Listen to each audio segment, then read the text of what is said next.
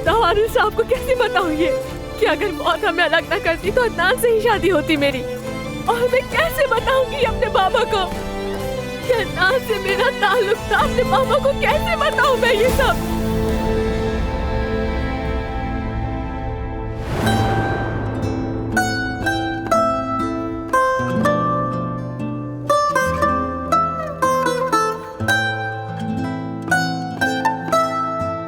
ज़मरुद, मुझे डर था कि तुम नहीं आओगे। मैं तुम्हें कभी नहीं छोड़ूंगा।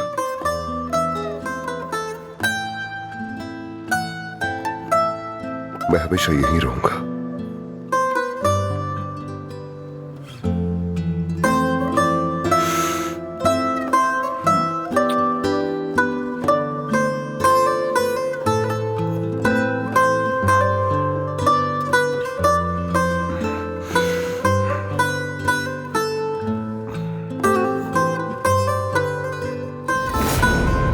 मुझे नहीं मालूम था। अगर मुझे मालूम होता तो मैं उन्हें कभी नहीं बताती। मुझे माफ कर दो ज़मरुद। मुझसे गलती हो गई।